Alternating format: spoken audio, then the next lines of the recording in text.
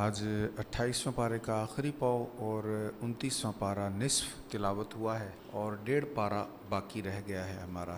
آج تلاوت کا آغاز سورۃ تغابن کے دوسرے رکوع سے ہوا ہے۔ اس میں اللہ تعالیٰ ایک دشمن کا ذکر کر رہا ہے۔ ہیں تو اپنے بہت پیار والے، لیکن کبھی کبھی وہ دشمن ہو جاتے ہیں۔ قرآن کہہ رہا ہے، سنیے، یہ آیت نمبر 14 ہے سورۃ تغابن کی۔ اے ایمان والو، بے شک تمہاری بیویوں اور تمہاری اولاد میں سے کچھ تمہارے دشمن ہیں، سو ان سے ہوشیار رہو۔ کوئی بھی نہیں تصور کر سکتا کہ اس کے گھر والے جن کے لیے صبح و شام وہ تھکتا ہے، سب کچھ کرتا ہے، محنت کرتا ہے، وہ اس کے دشمن ہیں۔ لیکن کبھی ایسا ہو جاتا ہے کہ وہ محبت میں دشمنی کر لیتے ہیں۔ میاں صاحب کا ایک شعر ہے نا، جان دیوار ڈرونا لگیوں ہاتھ نہ لاون ڈر دے، جان دیوار ڈرونا لگیوں ہاتھ نہ لاون ڈر دے، جنہ لئی تو پاپ کمائے کتھے تیرے کر دے۔ جب انسان اپنی فیملی کے لیے حرام کام کر رہا ہوتا ہے، جتنی بھی محبت دل میں ہو، بہرحال یہ ٹھیک نہیں ہے۔ اور اگر اس حرام کام کے کرنے میں اس کی فیملی اس کو مجبور کر رہی ہے نا، تو وہ اس سے دشمنی کر رہی ہے۔ اس آیت کا شان نزول اس طرح ہے، حضرت عوف بن مالک اشجعی رضی اللہ تعالی عنہ یہ جہاد پر جانے لگے، تو اب جہاد کا حکم تھا، رسول کریم علیہ السلام نے فرمایا تھا جہاد پر جانا ہے۔ ان کی وائف رونے لگ گئیں، بچے رونے لگ گئے، ہمیں کس کے حال پر، کس کے آسرے پر چھوڑ کر جا رہے ہو۔ اسی طرح حضرت ابن عباس رضی اللہ تعالیٰ عنہ بیان کرتے ہیں کہ مکہ معظمہ میں کچھ کفار مسلمان ہوئے، صحابیت کا شرف نصیب ہوا۔ اب انہوں نے مدینہ منورہ ہجرت کا ارادہ کیا، تو ان کی بیویوں اور ان کی اولاد نے ان کو ہجرت کرنے سے روک دیا۔ تو یہ آیت ان لوگوں کے متعلق نازل ہوئی ہے۔ تو بیوی کے لیے، بچوں کے لیے، فیملی کے لیے انسان سب کچھ کرتا ہے اور کرنا چاہیے، لیکن یاد رکھیں سب سے زیادہ ہماری محبت کا حقدار ہمارا اللہ ہے۔ اللہ کی محبت پر کمپرومائز نہیں کرنا۔ اس کے بعد کریم آقا صلی اللہ علیہ وسلم کی ذات ہے، یہ فیملی، بیوی، بچے سارے بعد میں ہیں۔ اسی لیے وہ کل آپ نے آیت سنی تھی، وہ بھی آج تلاوت ہوئی ہے کہ مال اور اولاد میں آزمائش ہے۔ آزمائش یہی ہے کہ انسان ان کی محبت میں اللہ اور اس کے رسول کا بے وفا تو نہیں ہو جاتا، ان کا نافرمان تو نہیں ہو جاتا۔ پھر اس سے آگے سورۃ الطلاق ہے، اس میں ایک آیت ہے، بلکہ ایک آیت کا ایک حصہ ہے۔ حضرت ابوذر رضی اللہ عنہ بیان کرتے ہیں، رسول اللہ صلی اللہ علیہ وسلم نے فرمایا، میں ایک ایسی آیت کو جانتا ہوں کہ اگر تمام لوگ اس پر عمل کریں تو وہ آیت انہیں کافی ہوگی۔ صحابہ نے پوچھا، یا رسول اللہ صلی اللہ علیہ وسلم وہ کون سی آیت ہے؟ تو حضور نے پھر یہ حصہ تلاوت کیا، وَمَن يَتَّقِ اللَّهَ يَجْعَل لَّهُ مَخْرَجًا، اور جو اللہ سے ڈرتا ہے اللہ اس کے لیے نجات کی راہ پیدا کر دیتا ہے۔ کتنی ہی مشکلات ہوں، کٹھن معاملات ہوں، دل میں اگر خوف خدا ہو تو اللہ تعالیٰ مشکلات سے نکلنے کا راستہ عطا فرما دیتا ہے۔ اور آگے کیا ارشاد ہے، اور اس کو وہاں سے رزق دیتا ہے جہاں سے اس کا گمان بھی نہیں ہوتا۔ کبھی سوچتے ہیں نا ہم اگر ایسے کر لیں گے، اس طرح کر لیں گے، یوں کریں گے، ویسے کریں گے تو پھر اتنا پروفٹ ہوگا، اتنی دیر میں ہم اتنا کما لیں گے۔ تو یہ انسان نے سوچا ہوتا ہے، اور ایسا بھی ہوتا ہے جو انسان نے سوچا ہو، بہت محنت کے باوجود وہ نہ ہو۔ اور کبھی انسان کی توقع ہوتی ہے، یار محنت تو بہت کریں لیکن اس سے زیادہ بڑھنے کا چانس نہیں ہے، لیکن اللہ تعالیٰ ایسا کرم کرتا ہے، پتہ بھی نہیں چلتا کہاں سے کہاں پہنچ جاتا ہے۔ اس لیے فرمایا اللہ تعالیٰ اس کو وہاں سے رزق دے گا جہاں سے اس کو گمان بھی نہیں ہوگا، اور جو اللہ پر توکل کرتا ہے تو وہ اسے کافی ہے۔ بے شک اللہ اپنا کام پورا کرنے والا ہے، بے شک اللہ نے ہر چیز کا ایک اندازہ رکھا ہے۔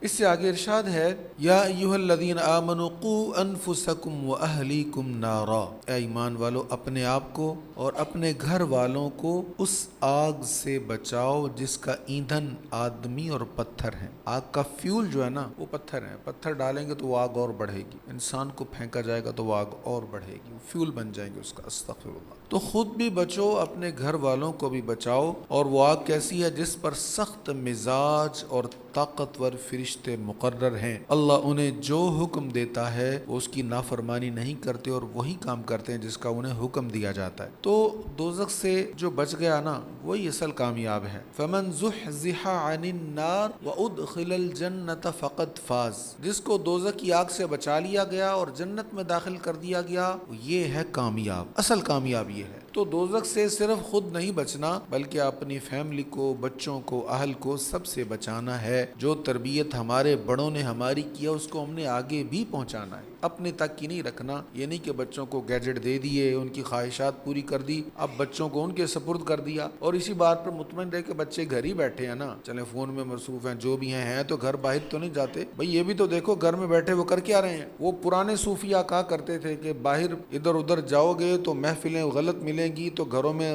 خلوت میں بیٹھو گے تو بچ جاؤ گے۔ میرا خیال آج اگر وہ صوفی ہوتے ہیں نا تو کہتے ہیں خلوت جلوت سے زیادہ خطرناک ہوئی پڑی ہے۔ یہ جو تنہائی، یہ جو کونوں میں بچے بیٹھے ہیں، ان کو دیکھو بھی تو صحیح کر کیا رہے ہیں۔ اس لیے اگر نظر محفوظ نہیں ہے، نظر کی حفاظت نہیں ہے تو پھر ایمان بچانا بڑا مشکل ہو جاتا ہے۔ اللہ تعالی ہماری بھی خیر کرے، ہماری نسلوں کو حضور کی غلامی عطا فرمائے۔ اس سے آگے اللہ تعالی فرما رہا ہے، یہ سورۃ التحریم کا پھر اس سے آگے والا رکوع ہے، اے ایمان والو اللہ کی طرف خالص توبہ کرو، توبو الی اللہ توبۃ نصوحا، ایسی توبہ کرو جو صحیح توبہ ہے۔ صحیح توبہ کیا ہے؟ دیکھو نا، ایک ہی ہوتا ہے ہم استغفار پڑھتے ہیں، ہم توبہ کرتے ہیں، یا اللہ معاف فرما دے، یا اللہ ہماری توبہ، ایک تو ہم یہ کہتے ہیں نا، یہ اصل توبہ نہیں ہے، یہ تو زبان سے کہنا ہے۔ اصل توبہ یہ ہے ہم عزم سمیم کریں کہ یہ جو گناہ کیا تھا اب نہیں کریں گے، یا اللہ وہ جو کر دیا نا بس اس کو تو معاف کر دے، اب میں نہیں کروں گا، پکا ارادہ کرتا ہوں۔ اگر دل میں یہ ہو کہ اب کی معافی لیتے ہیں، آگے کی آگے دیکھی جائے گی، تو یہ تو معافی نہیں ہے، یہ تو اللہ تعالیٰ کے ساتھ مذاق ہے۔ اللہ تعالیٰ کہتا بندے سچے دل کے ساتھ آ، جتنے بھی ہوں گے کر دوں گا معاف، لیکن دل تو سچا لے کر آ۔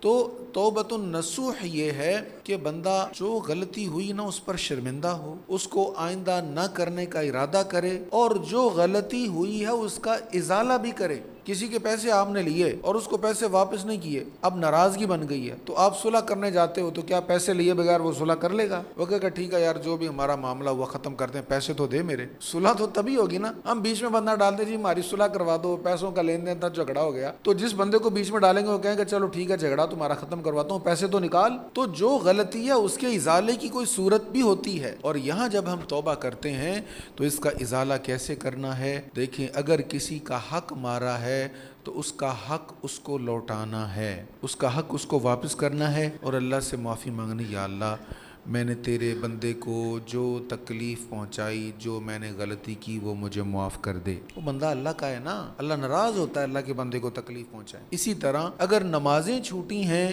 تو اس کا ازالہ اس طرح ہے، جتنی نمازیں قضا ہوئیں ان کو قضا کیا جائے، معافی مانگی جائے، جو میں نے چھوٹ گئی یا اللہ معاف کر دے، اور جو رہ گئی ہیں ان کی میں قضا کروں گا۔ ان کی قضا کیا ہے؟ فرضوں کی قضا کرنی ہے، سنن و نوافل کی قضا نہیں ہے۔ 2 فجر کے، 4 ظہر کے، 4 عصر کے، اور پھر 3 مغرب کے، پھر 4 عشاء کے، اور 3 وتر، ان کی بھی قضا ہے۔ یہ پچھلی جتنی رہ گئی ہیں ان کی قضا کرنی ہے۔ اگر کسی کی نماز قضا ہوئی حالت سفر میں 4 رکعتوں والی، تو اس کی 2 رکعتوں کی قضا کرنی۔ جب قضا ہوئی تھی تو 2 رکعتیں تھیں نا، تو جب بھی ان کو پڑھیں گے، چاہے گھر میں پڑھیں چاہے باہر پڑھیں، وہ 2 ہی پڑھنی ہے، کیونکہ قضا 2 ہوئی تھی، قضا 4 نہیں ہوئی۔ تو حالت قیام میں اگر کسی کی رکعتیں قضا ہوئی ہیں، ظہر کی نماز فرض اور 4 رکعتیں قضا ہوئی ہیں نا، تو اب حالت سفر میں کہتا وہ جو میری قضا ہوئی تھی میں پڑھ لوں، تو جب قضا ہوئی تھی 4 تھیں تو اب اس نے 4 ہی پڑھنی۔ تو جتنی قضا ہوئی ہیں ان کو وہ ادا کرے۔ اسی طرح حقوق اللہ، حقوق العباد میں جو بھی حق تلفی ہوئی ہے اس کو ٹھیک بھی کرے، اس کا ازالہ بھی کرے، اس پر نادم بھی ہو، شرمندہ بھی ہو، اور آئندہ نہ کرنے کا عزم بھی ہو، تو پھر اللہ تعالیٰ بڑا کریم ہے، وہ معاف کر دیتا ہے۔ اگر نہ چاہے شب برات کی رات جاگ لو، چاہے 27ویں رات جاگ لو، اگر سچی توبہ نہیں کرنی ہے تو پھر کوئی فائدہ نہیں ہے۔ اللہ تعالیٰ ہمیں توفیق نصیب فرمائے۔ اس سے آگے سورہ ملک ہے، یعنی 29واں پارہ شروع ہو رہا ہے، اور یہ سورہ ملک بڑی شان والی سورت ہے، اس کی بڑی برکتیں ہیں، اس کو پڑھنے کی اگر روٹین ہو جائے تو یہ قبر روشن کرنے والی سورت ہے۔ اللہ ہمیں پڑھنے کی توفیق عطا فرمائے۔ اس میں اللہ تعالیٰ فرماتا ہے، دیکھیں 1400 سال پہلے جو کہا ہے، آج سائنس اس کی تصدیق کر رہی ہے۔ کیا فرمایا؟ الذی خلق 7 سماوات طباقا ما ترى في خلق الرحمن من تفاوت فارجع البصر هل ترى من فطور۔ اللہ وہ ہے جس نے ایک دوسرے کے اوپر 7 آسمان بنائے۔ اب 7 آسمان کا کیا مطلب ہے یہ تو ابھی نہیں پتہ چلا، یہ ابھی متشابہات میں سے ہے، جب اللہ چاہے گا تو ہم جان لیں گے۔ بہرحال اس نے کہا 7 آسمان ہیں تو ہیں۔ اچھا آگے والی بات، ما ترى في خلق الرحمن من تفاوت، اے انسان، اے مخاطب، تو رحمان کے نظم تخلیق میں کوئی خلل نہیں دیکھے گا۔ سائنس کے جتنے بھی شعبے ہیں جن پر تحقیقات ہوئی ہے، ہر شعبے پر تحقیق کرنے والے سائنسدانوں میں سے کسی نے آج تک یہ نہیں کہا کہ فلاں چیز جو اللہ نے بنائی ہے یا فلاں چیز جو کائنات میں ہے، چاہے اللہ کو ماننے والا کو نہیں ماننے والا، کوئی یہ نہیں کہتا کہ فلاں چیز جو ہے نا یہ ڈسپلن کے مطابق نہیں ہے، یہ ایک نظم کے تحت نہیں ہے، یا بے جوڑ ہے یا بے ربط ہے، چاہے وہ انسان ہے، چاہے وہ جانور ہے، چاہے وہ زمین کی پیداوار ہے، چاہے ہواؤں کا نظام ہے، چاہے آسمان ہے، کہکشائیں ہیں، ستارے ہیں، کچھ بھی ہے، ہر چیز میں نظم موجود ہے۔ اور اللہ تعالیٰ یہی فرما رہا ہے کہ تو دیکھ اللہ کے نظام میں کوئی خلل نہیں تجھے ملے گا۔ وہ آپ نے وہ لطیفہ شاید سنا ہو، وہ ایک بندہ اس نے دیکھا کہ ایک جگہ تربوز کی بیل لگی ہوئی ہے۔ تربوز کی بیل اگر آپ نے دیکھی ہو تو اس کی ٹہنی باریک سی ہوتی ہے، وہ کوئی زیادہ موٹی نہیں ہوتی، اور اس پر تربوز لگے، بڑے بڑے تربوز لگے۔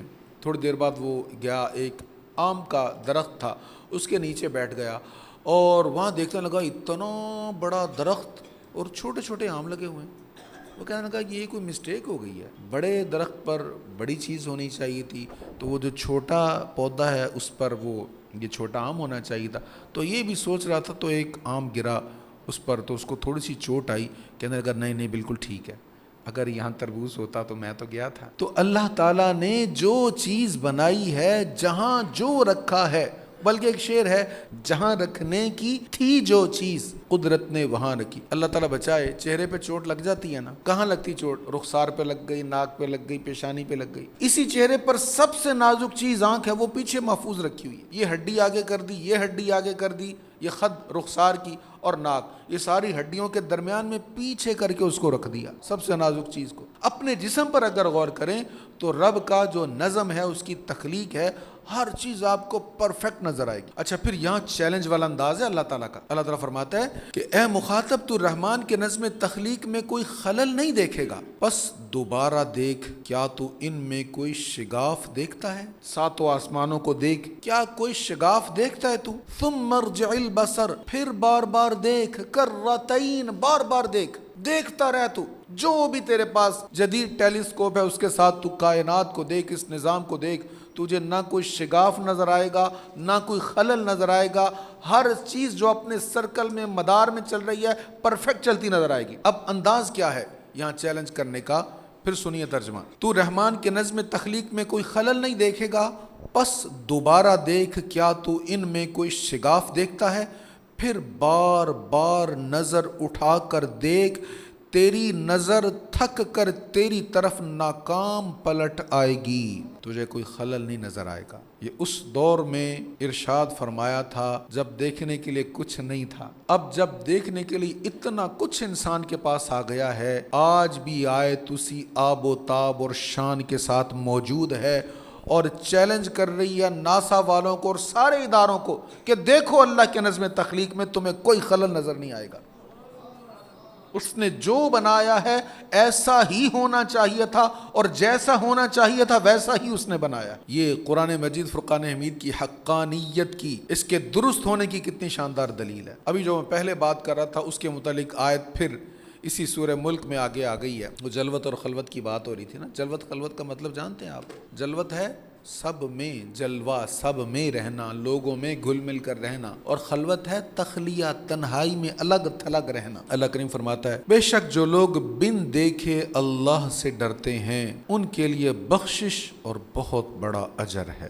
بن دیکھے ڈرتے ہیں، ہم لوگوں سے ڈرتے ہیں، یار کچھ دیکھ تو نہیں رہا، لوگ دیکھیں گے تو کیا کہیں گے۔ لوگوں کے سامنے ہمارا ایٹیچیوڈ اور ہوتا ہے، ہمارے رویے، طرز زندگی اور ہوتا ہے، تنہائی میں اور ہوتا ہے۔ تو ٹھیک ہے، گھر کا لباس اور ہے، باہر کا لباس اور ہے، اس میں تو کوئی حرج نہیں ہے، لیکن گناہ کے معاملے میں لوگوں میں ہم لوگوں سے ڈریں اور تنہائی میں ہم اللہ سے ڈریں ہی نہ۔ اللہ تعالیٰ فرماتا ہے بندے، حضور فرماتے ہیں کہ اللہ کا زیادہ حق ہے کہ اس سے حیا کی جائے۔ بندوں سے ہم حیا کر لیتے ہیں کسی کو پتہ نہ چلے، اللہ کا زیادہ حق ہے کہ اس سے حیا کی جائے۔ فرمایا جو اللہ تعالیٰ سے ڈرتا ہے، یعنی تنہائی میں، خلوت میں بھی اس کے دل میں ہوتا ہے کہ کوئی اور نہیں دیکھ رہا پر میرا رب کریم دیکھ رہا ہے، اس کے لیے مغفرت ہے اور اس کے لیے بہت بڑا اجر ہے۔ اس سے آگے سورہ قلم ہے، قلم کوئی کہتے ہیں قلم، قلم جو ہے عربی ہی کا لفظ ہے جو اردو میں آیا، تو اللہ تعالیٰ قلم کی قسم ارشاد فرما رہا ہے، قلم کی قسم، اس کا مطلب قلم کوئی خاص چیز ہے جو اللہ کریم اس کی قسم ارشاد فرما رہا ہے۔ یہ قلم جب تک ہمارے ہاتھ میں تھا نا ہم نے پکڑا تھا تو دنیا کی حکومت ہمارے پاس تھی، دنیا کے فیصلے ہم کیا کرتے تھے، یہ تجارتی راہ گزر ہمارے پاس ہوتی تھی، ساری تجارت ہم کیا کرتے تھے، ہم بتاتے تھے کس کے جہاز کہاں سے گزارنے کہاں سے نہیں گزارنے، کس کو گزرنے دینا کس کو نہیں گزرنے دینا، بڑے بڑے فیصلے مسلمانوں کے پاس ہوتے تھے۔ جب قلم چھوٹ گیا، جب علم چھوٹ گیا تو پھر مسلمانوں کو زوال ملا۔ آج ہم عملی اعتبار سے زوال پذیر ہیں، اس لیے کہ ہم علم دوست نہیں ہیں۔ ہمیں بار بار کہا گیا تھا، پہلی وحی تھی اقرأ، پڑھ، پہلا حکم یہ نازل ہوا، پڑھ، اور ہم نے کہا علم و بس کریو یار، اکو الف ترے درکار۔ بزرگوں نے بات اپنے انداز میں کہی ہوتی ہے، ان کا مطلب کچھ اور تھا، یہ نہیں تھا کہ پڑھنا چھوڑ دو، ان کا مطلب یہ تھا کہ وہ صرف خرد کی گتھیاں نہ سلجھاتے رہو، صرف بال کی کھال نہ اتارتے رہو، جو سمجھ آ گئی اس پر عمل بھی کرو، یہ مطلب تھا علم و بس کریو یار۔ ہم نے کہا نہیں، اس کا مطلب ہے پڑھنا ہی نہیں ہے، پڑھنے کی ضرورت ہی نہیں ہے، بس ایک الف ہی کافی ہے اللہ تعالیٰ کا۔ تو یہاں پر اللہ تعالیٰ قسم ارشاد فرما رہا ہے، پھر آگے حضور علیہ السلام کی شان اور عظمتوں کا ذکر ہو رہا ہے۔ شان نزول سن لیں تو پھر زیادہ بہتر سمجھ سکیں گے۔ ایک شخص آیا حضور علیہ الصلوۃ والسلام کے پاس آ کر، ولید بن مغیرہ تھا اس کا نام، آ کر بے ادبی والے انداز میں کہنے لگا انت مجنون، آپ تو مجنون ہیں، معاذ اللہ۔ اب کریم آقا کی سامنے آ کر، حضور کے سامنے آ کر جب اس نے اس طرح کہا، یہ مکی صورت ہے، ہجرت سے پہلے نازل ہوئی، حضور علیہ السلام ملول ہوئے، مغموم ہوئے، پر سرکار نے کہا کچھ نہیں۔ کریم آقا نے بڑا برداشت کیا، لوگوں کے سامنے بھری محفل میں کفار نے آ کر حضور علیہ الصلوۃ والسلام پر طنز کیے، مذاق اڑائے۔ اب دیکھو کتنی بڑی بات ہے کہ حج کا موقع ہوتا تھا نا، لوگ آتے تھے باہر سے، دور جاہلیت میں بھی لوگ حج کرنے آتے تھے، تو لوگ باہر سے آئے ہوتے تھے، تو کریم آقا صلی اللہ علیہ وسلم کہتے چلو لوگ آئے، میں ان کو جا کے تبلیغ کرتا ہوں، سمجھاتا ہوں۔ ان کے خیموں میں جاتے، ابو جہل چھپتا چھپاتا پیچھے پیچھے پہنچ جاتا، جیسے ہی کوئی چار بندے حضور کی باتیں سن رہے ہوتے نا، یہ شور مچا، تو اس کی بات نہ سننا یہ مجنون ہے، وہ اس کی باتوں میں نہ آنا یہ جادوگر ہے، وہ اس کی بات نہ سننا یہ شاعر ہے، معاذ اللہ۔ اب ایک سردار کہہ رہا، لوگ جانتے تھے یہ سردار ہے، اب لوگوں پر اثر بھی ہوتا ہے کہ سردار کہہ رہا تو کوئی نہ کوئی بات تو ہوگی۔ تو کریم آقا صلی اللہ علیہ وسلم کے سامنے آ کر اس نے کہا مجنون۔ حضور علیہ الصلوۃ والسلام نے تحمل کا مظاہرہ کیا، خاموش رہے، برداشت کیا۔ رب کریم نے آیات نازل فرما دی، قلم کی قسم، لکھے کی قسم، ما انت بنعمت ربک بمجنون، اے رسول مکرم آپ اپنے رب کے فضل سے مجنون نہیں ہیں، وَإِنَّ لَكَ لَأَجْرًا غَيْرَ مَمْنُونَ، اور بے شک آپ کے لیے لا محدود اجر ہے، وَإِنَّكَ لَعَلَىٰ خُلُقٍ عَظِيمٍ، اور بے شک آپ ضرور عظیم اخلاق پر فائز ہیں۔ یہ نہیں کہا آپ بہت اچھے اخلاق والے ہیں، عَلَىٰ خُلُقٍ عَظِيمٍ، عظیم اخلاق پر فائز ہیں۔ اس کی جو تفسیر سعیدی صاحب رحمۃ اللہ علیہ نے کی بڑی شاندار ہے، بڑے مفسرین نے اس پر بہت کچھ لکھا، انہوں نے بڑی پیاری بات کی۔ کہتے اس کا مطلب کیا ہے؟ کہتے اس کا مطلب یہ ہے کہ دیکھو ہمیں اچھا بننے کے لیے اچھے کام کرنے پڑتے ہیں، کسی بھی انسان کو اچھا بننے کے لیے اچھے کام کرنے پڑتے ہیں۔ ہم اچھا کام کریں گے تو لوگ کہیں گے یار یہ اچھا ہے، اس نے فلاں اچھا کام کیا۔ پر مصطفیٰ خلق عظیم پر فائز ہیں، خلق عظیم آپ کے لیے سواری کی مانند ہے، آپ سوار ہیں۔ آپ کی شان یہ ہے آپ کو اچھا بننے کے لیے اچھے کام نہیں کرنے پڑتے، بلکہ آپ جو کام کرتے ہیں آپ کی نسبت کی وجہ سے وہ اچھا ہو جاتا ہے۔ وَإِنَّكَ لَعَلَىٰ خُلُقٍ عَظِيمٍ، عظیم اخلاق پر۔ حضور نے فرمایا میں مکارم اخلاق کی تکمیل کے لیے آیا ہوں، اچھے آداب، مینر، زندگی کیسے گزارنی ہے، انسان کو کیسا ہونا چاہیے، سب انبیاء بتاتے رہے، اور اس سبجیکٹ کو، اس باب کو مکمل کرنے والی ذات مصطفیٰ ہے، حضور صلی اللہ تعالیٰ علیہ وآلہ وسلم کی ذات ہے۔ اچھا انسان کے اندر نا کچھ بشری خامیاں ہیں، ظاہر ہے ہر انسان کے اندر کچھ نہ کچھ خامیاں تو ہوتی ہیں، کچھ جسمانی خامیاں، کچھ روحانی خامیاں، کچھ نفسانی خامیاں۔ ہر خامی کا اللہ تعالیٰ نے کوئی نہ کوئی حل رکھا ہوتا ہے، یا ہر چیز کا کوئی نہ کوئی علاج رکھا ہوا ہے۔ ان خامیوں میں سے 3 خامیاں یہاں پر بیان ہوئی، ہلوعا، جزوعا، منوعا۔ یہ آیت نمبر 19، 20، 21 ہے سورہ معارج کی۔ ان الانسان خلق ہلوعا اذا مسہ الشر جزوعا واذا مسہ الخیر منوعا، بے شک انسان کم حوصلہ پیدا کیا گیا، جب اس پر مصیبت آئے گھبرا جاتا ہے۔ بہت بار ایسا ہوتا ہے جو مصیبت آئی اگر انسان نہ گھبرائے تو وہ اتنی بڑی مصیبت ہوتی نہیں ہے، انسان آسانی سے نکل جاتا ہے، لیکن انسان میں یہ کمزوری ہے، جزوعا وہ گھبرا جاتا ہے، وَإِذَا مَسَّهُ الْخَيْرُ مَنُوعًا اور جب اسے نفع پہنچے تو بخل کرتا ہے۔ تو یہ انسان کے اندر فطرتی طور پر کمزوریاں ہیں، ان کا علاج کیا ہے؟ ان کے علاج آگے بیان ہو رہا ہے۔ إِلَّا الْمُصَلِّينَ سوا ان کے جو نماز پڑھنے والے ہیں۔ جو بندہ صحیح نماز پڑھتا ہے وہ ذہنی اعتبار پہ بہت آسودہ ہوتا ہے، خشوع سے، اطمینان سے دل لگا کر جو نماز پڑھتا ہے ان خرابیوں سے اللہ تعالیٰ اس کو بچا لیتا ہے۔ فرمایا سوا ان کے جو نماز پڑھنے والے ہیں، جو ہمیشہ نماز پڑھتے ہیں، اور جن لوگوں کے مالوں میں مقرر حق ہے سوال کرنے والوں کا اور سوال سے بچنے والوں کا۔ اللہ نے اگر مال دیا ہے تو سائل اگر حقدار ہے تو اس کو دینا چاہیے، لیکن اس کو بھی دینا چاہیے جو سوال سے بچتا ہے، جو سوال نہیں کرتا لیکن دیکھنے والا جان لیتا ہے کہ یہ ضرورت مند ہے۔ اور جو لوگ روز قیامت پر ایمان لاتے ہیں اور جو لوگ اپنے رب کے عذاب سے ڈرنے والے ہیں، بے شک ان کے رب کا عذاب بے خوف ہونے کی چیز نہیں ہے۔ عذاب ایسی شے نہیں ہے کہ انسان کہے مجھے کوئی ڈر نہیں ہے، کوئی خوف نہیں ہے۔ تم کون ہوتے ہو کہنے والے مجھے ڈر نہیں ہے؟ یا صدیق اکبر ڈر رہے ہیں، فاروق اعظم ڈر رہے ہیں، عثمان غنی ڈر رہے ہیں، مولا کائنات ڈر رہے ہیں، اور تو آج کہہ رہا ہے مجھے ڈر نہیں ہے؟ کریم آقا صلی اللہ تعالیٰ علیہ وآلہ وسلم نے دیکھا نا وہ چاند گہنا گیا ہے، گرہن ہوا ہے، تو حضور اسلام پر خوف کی کیفیت۔ تو کریم آقا صلی اللہ علیہ وسلم سے عرض کی گئی اللہ تعالیٰ نے آپ سے وعدہ نہیں فرمایا؟ فرمایا ہاں وعدہ تو کیا ہے، امت کے بارے میں بھی وعدہ کیا ہے، لیکن میں ڈر اس لیے رہا ہوں کہ پہلی امتوں پر بھی ایسے ہی عذاب آیا کرتے تھے تو میں خوف محسوس کر رہا ہوں۔ تو اللہ تعالیٰ کا عذاب ایسی چیز نہیں ہے کہ انسان اس سے بے خوف ہو جائے۔ اور کون ہیں وہ لوگ جن کی یہ شان ہے جو ان مسائل سے بچے رہتے ہیں؟ والذین ہم لفروجہم حافظون جو لوگ اپنی شرم گاہوں کی حفاظت کرنے والے ہیں سوا اپنی بیویوں اور مملوکہ باندیوں کے، سو بے شک اس میں ان پر کوئی ملامت نہیں۔ پس جو ان کے علاوہ طلب کرے تو وہی لوگ حد سے تجاوز کرنے والے ہیں، اور جو لوگ اپنی امانتوں اور اپنے عہد کی رعایت کرنے والے ہیں، اور وہ لوگ جو اپنی گواہیوں پر قائم رہنے والے ہیں۔ پھر نماز کی دوبارہ بات کہی گئی، والذین هم علی صلاتہم یحافظون اور جو لوگ اپنی نمازوں کی حفاظت کرنے والے ہیں وہی لوگ جنتوں میں عزت یافتہ ہیں۔ تو نمازوں کی حفاظت کرنے والا وہ جو نفسیاتی بیماریاں ہیں ان سے بھی بچا رہتا ہے، اور بھی روحانی بیماریوں سے بچتا ہے، اور جنت کا بھی حقدار بن جاتا ہے۔ اس سے آگے سورۃ نوح ہے۔ نوح اس میں حضرت نوح علیہ السلام کا ذکر ہے۔ آپ نے اپنی قوم کو تبلیغ فرمائی اور انہوں نے کہا کہ تم اللہ پر ایمان لاؤ، اس سے توبہ کرو، استغفار کرو۔ آپ نے فرمایا فَقُلْتُ اسْتَغْفِرُوا رَبَّكُمْ إِنَّهُ كَانَ غَفَّارًا يُرْسِلِ السَّمَاءَ عَلَيْكُمْ مِدْرَارًا وَيُمْدِدْكُمْ بِأَمْوَالٍ وَبَنِينَ وَيَجْعَلْ لَكُمْ جَنَّاتٍ وَيَجْعَلْ لَكُمْ أَنْهَارًا۔ پس میں نے ان سے کہا، نوح علیہ السلام رب کریم سے کہہ رہے ہیں یا اللہ میں نے ان کو بہت سمجھایا، میں نے ان کو یہ بھی کہا کہ تم اپنے رب سے معافی مانگو، بے شک وہ بہت زیادہ معاف فرمانے والا ہے۔ وہ تم پر موسلا دھار بارش نازل فرمائے گا، اور مالوں اور بیٹوں سے تمہاری مدد فرمائے گا، اور تمہارے لیے باغات اگائے گا، اور تمہارے لیے دریا بہائے گا۔ کون سا عمل کرنا ہے؟ اللہ سے توبہ کرو، استغفار کرو۔ بزرگوں کا بھی کیا شاندار عقیدہ ہوتا تھا۔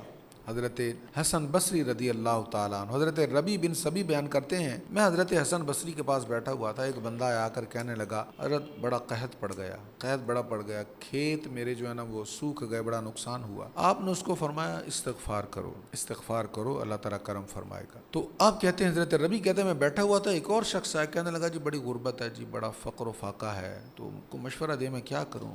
فرمایا استغفار کرو۔ تو اس کو بھی وہی وظیفہ بتا دیا، استغفار کرو۔ کہتے ہیں پھر ایک اور شخص آیا، وہ کہنے لگا حضرت جی دعا کریں اللہ تعالیٰ مجھے اولاد عطا فرمائے، بیٹے عطا فرمائے۔ آپ نے کہا استغفار کرو۔ پھر ایک اور شخص آیا، کہنے لگا حضرت میرے تو باغ خشک ہو گئے، آپ نے فرمایا استغفار کرو۔ چاروں بندوں کو ایک ہی وظیفہ بتایا۔ وہ جب چوتھا بندہ چلا گیا تو کہتے میں نے کہا حضرت جی بندوں کے مسئلے مختلف ہیں، آپ سب کو ایک ہی وظیفہ بتائے جا رہے ہیں۔ آپ نے اس کی بات سن کر نہ یہ آیت کریمہ پڑھی فَقُلْتُ اسْتَغْفِرُوا رَبَّكُمْ إِنَّهُ كَانَ غَفَّارًا يُرْسِلِ السَّمَاءَ عَلَيْكُمْ مِدْرَارًا وَيُمْدِدْكُمْ بِأَمْوَالٍ وَبَنِينَ وَيَجْعَلْ لَكُمْ جَنَّاتٍ وَيَجْعَلْ لَكُمْ أَنْهَارًا کہ میں نے ان سے کہا تم اپنے رب سے معافی مانگو، وہ بے شک وہ بہت زیادہ معاف فرمانے والا ہے۔ اب حضرت حسن بصری کا جواب آپ نے سن لیا نا، اب پھر آیت پر غور کیجیے گا۔ وہ تم پر موسلا دھار بارش نازل فرمائے گا، مالوں سے اور بیٹوں سے تمہاری مدد فرمائے گا، تمہارے لیے باغات اگائے گا، اور تمہارے لیے دریا بہائے گا۔ تو رمضان کریم جو ہے نا جی یہ بس مہمان ہے، رخصت ہو رہا ہے. یہ آخری صورت آج تلاوت ہوئی، کل سورۃ الجن سے ہم پڑھیں گے انشاءاللہ. تو رمضان کریم بس اب مہمان ہے جی. آج 25ویں رات آ گئی، 5 یا جتنی رب کو منظور ہے اتنی راتیں باقی رہ گئی ہیں. تو ان راتوں میں بہترین وظیفہ استغفار ہے. اپنے وقت کو فضول باتوں میں، فضول کاموں میں گزارنے کی بجائے رات کو اگر جاگ رہے ہیں، حضور پر درود و سلام پڑھیں، استغفار پڑھیں، درود شریف پڑھتے پڑھتے استغفار کرتے کرتے سو جائیں اور یہی پڑھتے پڑھتے جاگ جائیں. وہ ایک کلام میں پڑھ رہا تھا کل، میں سو جاؤں یا مصطفیٰ کہتے کہتے، میں سو جاؤں یا مصطفیٰ کہتے کہتے، کھولے آنکھ صلی اللہ کہتے کہتے، کھولے آنکھ صلی اللہ کہتے کہتے، حبیب خدا کا نظارہ کروں میں، نظارہ کروں میں، دل و جان ان پر نثارہ کروں میں، نثارہ کروں میں سو جاؤں یا مصطفیٰ کہتے کہتے، کھولے آنکھ صلی اللہ کہتے کہتے. دیکھنا روحانیت کا لیول بڑا ہائی ہے. رمضان شریف میں نا بڑی بڑی اچھی خوابیں بھی آتی ہیں. آپ نے شاید نوٹس کیا ہو یا توجہ کی ہو، بڑے بڑے اچھے خواب بھی آتے ہیں. اگر ذکر مصطفیٰ کرتے کرتے سو جائیں اور دل میں یہ تمنا ہو کرم مصطفیٰ ہو جائے، ہم اس لائق تو نہیں ہیں پر وہ تو کریم ہے نا جی. دل میں یہ خواہش ہو، نہ بھی ہو رب کو تو پتہ ہے نا کیا لو لگا کے پڑھ رہا ہے. میں سو جاؤں یا مصطفیٰ کہتے کہتے، میں سو جاؤں یا مصطفیٰ کہتے کہتے، کھولے آنکھ صلی اللہ کہتے کہتے، کھولے آنکھ صلی اللہ کہتے کہتے، تیرے نام پر سر کو قربان کر کے، میں قربان کر کے، تیرے سر سے صدقے اتارا کروں میں، اتارا کروں میں سو جاؤں یا مصطفیٰ کہتے کہتے، کھولے آنکھ صلی اللہ کہتے کہتے، کھولے آنکھ صلی اللہ کہتے کہتے. یہ ایک جان کیا ہے اگر ہو کروڑوں، اگر ہو کروڑوں، تیرے نام پر سب کو وارا کروں میں وارا کروں میں سو جاؤں یا مصطفیٰ کہتے کہتے، کھولے آنکھ صلی اللہ کہتے کہتے. اگر زندگی ایسے ہی گزر جائے نا، نوری میاں نے بڑی پیاری بات کی، کہتے اگر زندگی واقعی ایسی گزر جائے نا، حضور پر قربان ہوتے ہوتے گزر جائے، تو پھر قبر میں جب فرشتے آئیں گے نا سوال کریں گے تو میں کیسے جواب دوں گا؟ فرشتوں مجھ سے پوچھتے ہو، آقا سے تو پوچھو نا، پوچھو حضور سے میں غلام ہوں کہ نہیں ہوں. میرا دین و ایمان فرشتے جو پوچھے، فرشتے جو پوچھے، میرا دین و ایمان فرشتے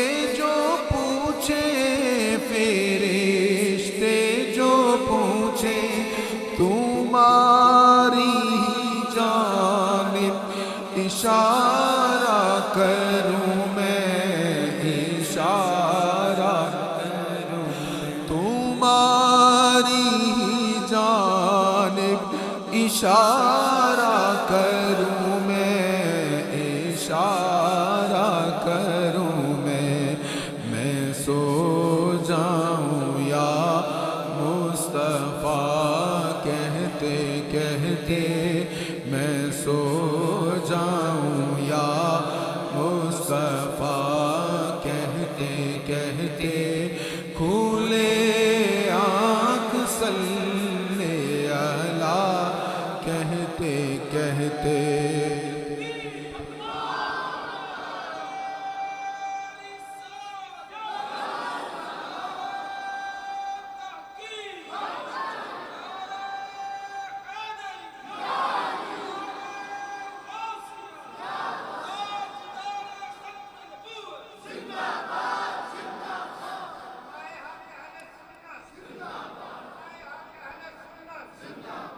اچھا یہی شعر نا ایک بار میرے ساتھ مل کر پڑھ لیں. میرا دین و ایمان فرشتے جو پوچھے فرشتے جو پوچھے تمہاری جانب اشارہ کروں میں اشارہ کروں میں تمہاری اشارہ کروں میں اشارہ کروں میں سو جاؤں یا مصطفیٰ کہتے کہتے میں سو جاؤں یا مصطفیٰ کہتے کہتے کھولے آنکھ صلی علی کہتے کہتے کھولے آنکھ صلی علی کہتے کہتے. انشاءاللہ 12 بجے ہم پھر محفل سٹارٹ کریں گے، بلکہ 12 سے تھوڑی دیر پہلے شروع کر لیں گے انشاءاللہ، اور 1 بجے ہم صلاۃ التسبیح پڑھیں گے. اور پھر اس کے بعد جو اگلی رات ہے وہ 27ویں رات ہے، اس میں چونکہ پھر انشاءاللہ ختم قرآن کریم بھی ہے اور اس میں پھر وقفہ نہیں ہے، وہ پھر اعلیٰ طول ہی چلتی رہے گی. صلاۃ التسبیح اس میں بھی 1 بجے ہی ہوگی، لیکن وہ انشاءاللہ تسلسل کے ساتھ سحری تک چلے گی انشاءاللہ تعالی.